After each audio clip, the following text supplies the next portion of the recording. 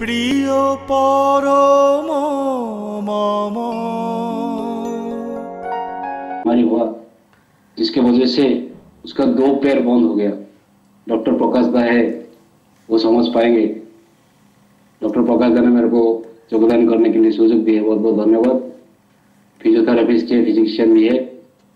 मेरा वाइफ की एक ऐसा बीमारी हुआ जिसके वजह से उसका पैर का नर्व जाम हो गया और हम लोग उड़ीसा में बुर्ला, कटक, ऐसा सब अच्छे अच्छे डॉक्टर को सब दिखाया और ऐसा हालत होता था, इवन ऐसा कंडीशन हुआ।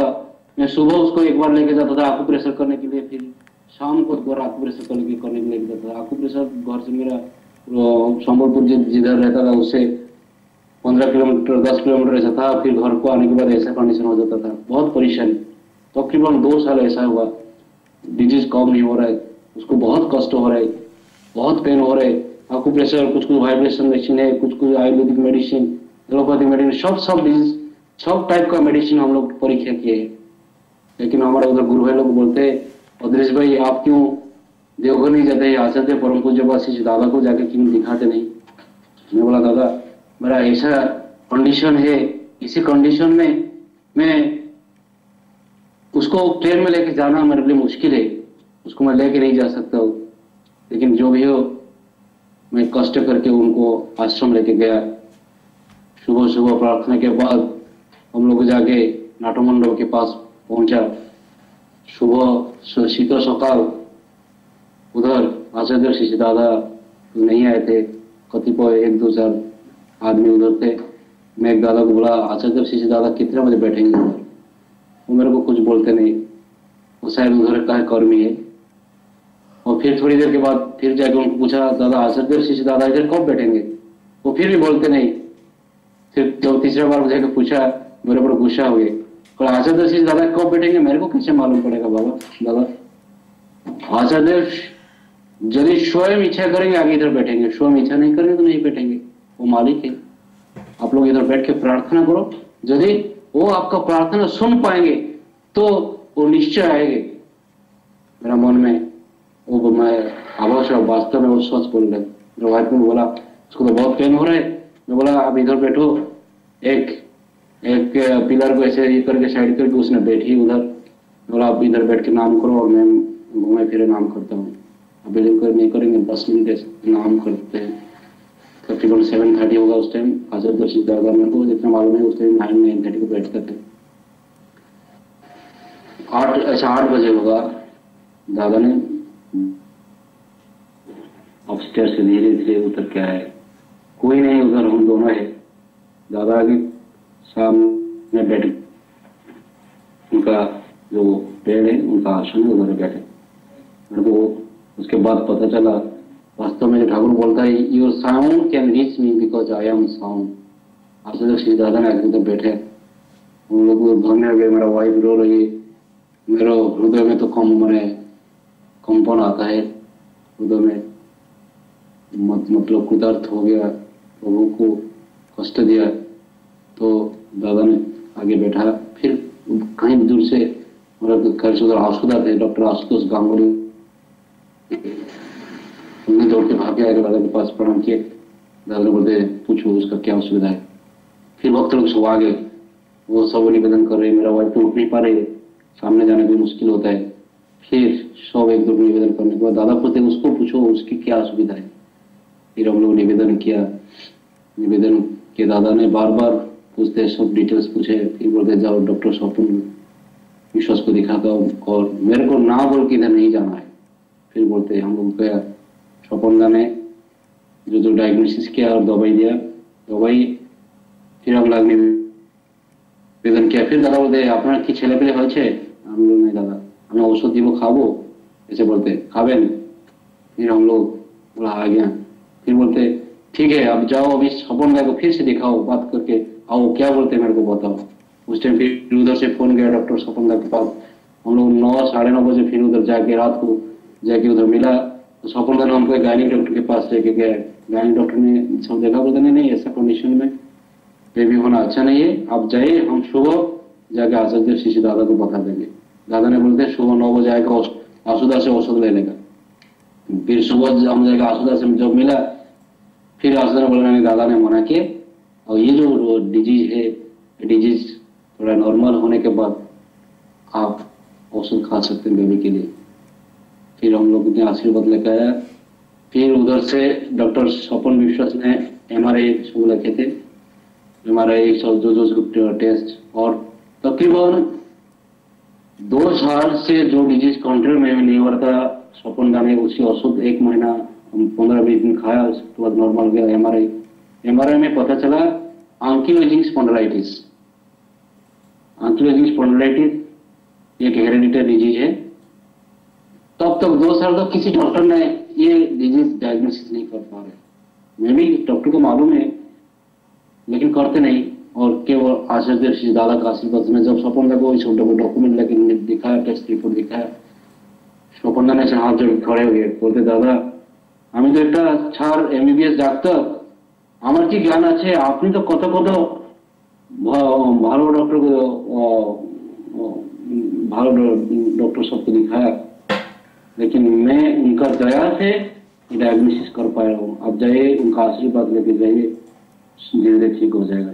अभी उनका आशीर्वाद से, उनका दया से अभी मेरा वाइफ ने ठीक है, औषध पत्र चल रहा है लेकिन ठीक है। उसके बाद फिर हम लोग दुबई आया 2011 में, तो उनका आशीर्वाद से बेटा बेटी हुआ और उसकी ट्रीटमेंट भी चल रहा है, दवाई खा रहे हैं, एक्सरसाइज कर रहे हैं, योगा प्राणायाम कर रहे हैं, लेकिन उनका दया से सुस्त है, यह अनुभूति है।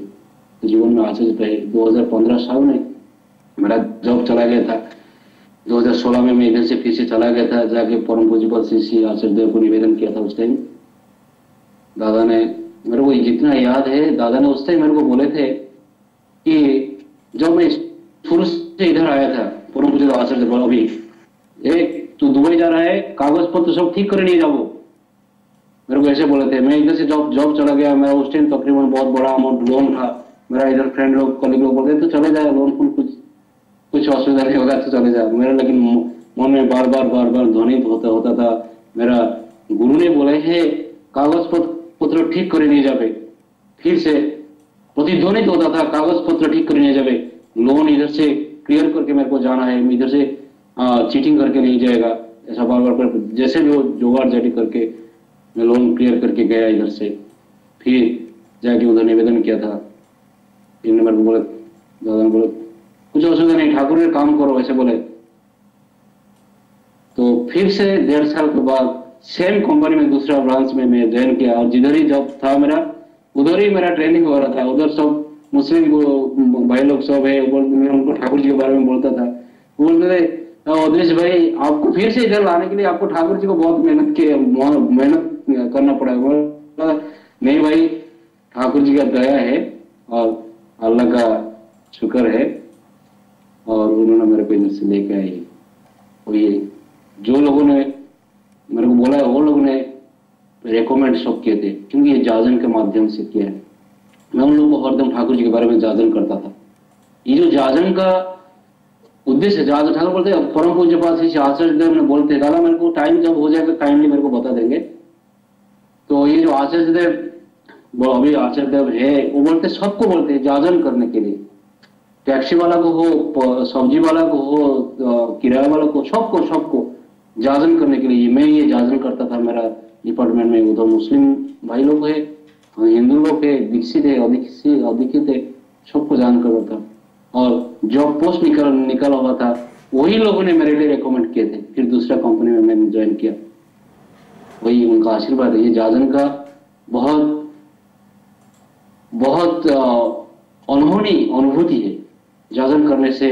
कैसे जाजन हम ठाकुर जी के लिए नहीं करते, जाजन हम अपने के लिए करते हैं। जाजन इष्टवृत्ति करले काटे महाविति, स्वस्थ मुक्ति राष्ट्र स्व प्रति प्राणी। ये जाजन करने से, हम जाजन करने के लिए हमको आग्रह आता है। तो इसलिए सबको ठाकुर जी के बारे में बोलने का। मैं एक बात बोलता हूँ आप लोग सभी के सामने में आज बैठ के मेरा इष्ट, मेरा प्रभु के बारे में बोलता हूँ। मैं जो BSc पढ़ता था, मेरे को ऐसा बोलने के लिए मुश्किल होता था। मेरा रोल नंबर याद है, ऑनर्स क्लास में 15 था, मैं ये सर करते करते मेरा 17 हो जाता था, क्योंकि मेरा मुंह, मेरा जीवा लगता था। और मैं कैसा जैसा सत्संग में सुना नाम करने से सब कुछ संभव है। बोला मैं भी नाम करेगा। मैं इसका नीचे एक तो छोटा सा स्टोन में रख के ठाकुर जी का नाम करता था और इधर तो घूम के फिर के जाके पेड़ के नीचे हो कहीं अकेला जगह में जाके मैं बोलता था ठाकुर जी के बारे में, थोड़ा बहुत बोलने के लिए कोशिश करता था। और ऐसे करते करते करते करते मेरा जीवा लगना भी चला गया। तो इसलिए ये सब ठाकुर जी को लेके सब कुछ संभव है। हम जो जिधर जिस लेवल में निश्चित रूप से उसका उन्नति होगा। After initiation some change must be guaranteed. दीक्षा लेगा तो निश्चित भाव से परिवर्तन होगा, ये ठाकुर जी का बोला गया है। दूसरा बात है, हम लोग इधर से दुबई से कुछ गुरु भाई लोग गए थे परम पूज्यपाद श्री आचार्य देव के, वर्तमान आचार्य देव उनके पास एक दो साल कोरोना से पहले गए थे। आचार्य देव परम पूज्य श्री आचार्य देव बोले दुबई गुरु भाईरा सब শুনেন, সবাইকে ঠাকুরের কথা বলবেন, দীক্ষা নেন না নেন সবাইকে বলবেন। আমার যত ভারতীয় আছে ওখানে সবাইকে ঠাকুরের কথা বলবেন। उधर हम लोग आया परम पूज्यपाद वेंकीदा के पास। परम पूज्यपाद श्री वेंकीदा बोलते हम दीक्षा क्यों लिए? दीक्षा लिए आचार्य देव को मान के ही चलने के लिए। हमारा इधर कुछ सांगठनिक व्यापार था, समस्या था। हम लोग कुछ गुरु भाई लोग बोलते इधर हमारा केंद्र होगा, को बोलते उधर हमारा केंद्र होगा, आप उधर आओ, तो ये बोलता इधर आओ। बहुत मुश्किल होता था। मैं जब गया था परम पूज्यपाद श्री वेंकीदा ने बोले एक तुम्हारा उधर कितना केंद्र है? मेरे को बोला दादा ऐसा था इधर इधर, तुम लोग सब मिलके एक ही केंद्र नहीं कर पाते हो? हाँ, मैं बोला दादा अब तो आपको तो सब मालूम है, थोड़ा बहुत पॉलिटिक्स चल रहा है ना। मैं बोला दादा मैं क्या बोला? मेरे को दादा ने बोला तू उधर जाएगा बोलेगा मैं बोला हूं। हम लोग दीक्षा क्यों लिए? दीक्षा लिए आचार्य देव को मान के चलने के लिए। यदि आचार्य देव को मान के नहीं चलेंगे हमारा जीवन निरर्थक है। हम कितना दिन जिएंगे, कितना दिन बचेंगे? जाके सबको बोलो आचार्य देव श्री दादा की इच्छा है, हम लोग इधर के सुंदर केंद्र करेंगे। अभी तो मुसलमान कंट्री है, हमको इधर परमिशन नहीं मिलता है, लेकिन तुम लोग कैसे जुगाड़ करके एक अच्छा केंद्र करो उधर। और मैं उधर आने के बाद इधर सब गुरु भाई लोग को जुगाड़ करके सब जगह में जाता था। उस टाइम मेरे को पांजा प्राप्त नहीं हुआ है, सब जगह में मैं जाता था। फिर सबको जुगाड़ करके हम लोग इधर केंद्र के लिए ढीला लिया और उसके बाद सब डॉक्यूमेंट वगैरह सब मैं इधर से रेडी करके सब लेके गया। परम पूज्यपाद श्री वेंकीदा में देख के खुश हो गए। बोलते एक ये सब फोटोগুলো सब নিয়ে আসবো, আমি বাবাকে दिखाবो। आचार्य श्री दादा के पास एक दूसरे के एसपीआर दादा है, उनको दिया दादा आप इसको लेके जाइए दिखाइए। पूजन श्री वेंकीदा मेरे बोला अदृश्य तू एखाने आस, तू एखाने आस। फिर आचार्य सामने पूरा सामने जाके ऐसे दादा के पास बैठा। दादा ने देख के बहुत खुश हुआ, बहुत खुश है। परम पूज्यपाद श्री आचार्य देव के पास भी गए थे। आचार्य देव ने बहुत खुश है, बोलते कि एक फोटो আমাকে দিবেন, আমি বাবাকে দেখাবো। हाँ, बोलते देखो আরব দেশে ঠাকুরের কাজের জন্য একটা ভিলা নিয়েছেন মন্দির কেন্দ্রের জন্য। দেখেন দেখে আমাকে খুব খুশি लगेছে। तो वही आशीर्वाद है, उनका आशीर्वाद वहन करके हम लोग इधर शुरू से हम लोग बहुत परेशानी थे, कैसे इतना बहुत बड़ा अमाउंट हम कैसे कर पाएंगे। लेकिन उनका दया से 2 साल अभी इधर हो गया, 3 साल अभी चल रहे। कैसे भी अर्घ्य कलेक्शन हो जाता है और हर हफ्ता दीक्षा कुछ तो होता है। उनका आशीर्वाद से सब कुछ संभव है। और हमको जैसा बोलते हैं कि जैसा जगह है उधर का रूल्स रेगुलेशन मान के इष्ट कर्म करना है। हम फिर इधर परम पूज्यपाद श्री वेंकीदा ने आए थे, स्वयं अपना कर कमल में इधर मंदिर उद्बोधन करके गए हैं। वही उनका दया है, उनका दया से सारा विश्व में अभी उनका भावा द्वारा प्रचार प्रसार चल रहा है और ऐसे ही चलते रहेगा। सारा विश्व में शांति स्वस्ति आएगा और उसमें हर सत्संगी का निश्चित रूप से कुछ अवदान है। और समय आएगा जिधर भी केंद्र मंदिर है, सत्संग विहार है, जब ये इतिहास बन जाएगा, इतिहास में भक्त लोग फिर बाद में जब भक्त लोग आएंगे ढूंढेंगे इधर कौन कौन थे, कौन कौन काम किए थे। ये उनका ही आशीर्वाद है। तो आइए, समय अतिक्रांत है, परम प्रेम श्री ठाकुर जी का श्री चरण में आज का सत्संग दाता सुश्री गुंजन कुमारी माँ, उनकी परिवार, परिवेश, परिजन तथा इस सत्संग में उपस्थित प्रत्येक का सर्वविध मंगल कामना करके प्रिय परम दयाल श्री ठाकुर जी का श्री चरण में प्रार्थना करना। सर्वे भवन्तु सुखिनः, सर्वे सन्तु निरामय, सर्वे भद्राणि पश्यन्तु, मां कश्चित् दुःख भाग् भवेत्। वन्दे पुरुषोत्तमं, वन्दे पुरुषोत्तमं, वन्दे पुरुषोत्तमम्।